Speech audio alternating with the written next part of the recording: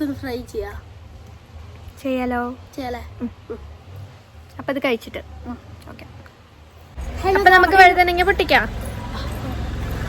Guys, ഇതാണ് നമ്മുടെ വീട്ടിലുണ്ടായ വഴുതനങ്ങ. Come on guys. അങ്ങനെ നമുക്ക് അതിനെ 3ആയിട്ട് മുറിക്കാം. മുറിച്ചതിന് ശേഷം കുറച്ച് നേരം വെള്ളത്തിലിട്ട് വയ്ക്കാം കേട്ടോ. ഈ വഴുതനയ്ക്ക് ഒരു ചെറിയ കറ പോലെ ഉണ്ടാവും. അപ്പോൾ നമ്മൾ വെള്ളത്തിലിട്ട് വെച്ചാൽ അത് ശരിയാവും. അതിന് ശേഷം ഇങ്ങനെ വരഞ്ഞിട്ട് അതിലേക്ക് നമുക്ക് കുറച്ച് മസാലക്കൂട്ട് റെഡിയാക്കണം.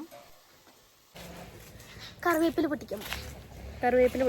കുറച്ച് കറിവേപ്പില, അതിന് ശേഷം വറ്റൽമുളക് കുറച്ച് ചൂടുവെള്ളത്തിൽ ഇട്ട് വെച്ചതാണ്. പിന്നെ കുറച്ചധികം വെളുത്തുള്ളി എടുക്കുക. പിന്നെ കുറച്ച് മല്ലിപ്പൊടി, 1 സ്പൂണ് വെളിച്ചെണ്ണ, 1 സ്പൂണ് വിനാഗിരി, അതിന് ശേഷം ആവശ്യത്തിനുള്ള ഉപ്പെടുക്കുക. എന്നിട്ട് ഇത് നന്നായിട്ട് മിക്സിയിൽ പേസ്റ്റ് പോലെ അടിച്ചു കൊടുക്കുക.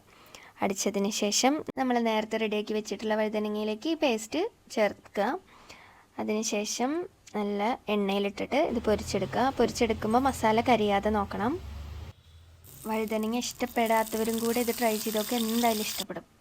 അങ്ങനെ നമ്മുടെ എഗ് പ്ലാന്റ് ഫ്രൈ റെഡി ആയിട്ടുണ്ട്. അപ്പോൾ നമുക്ക് ഇത് ചോദിച്ച ആൾക്ക് തന്നെ ആദ്യം കൊടുക്കാം കേട്ടോ.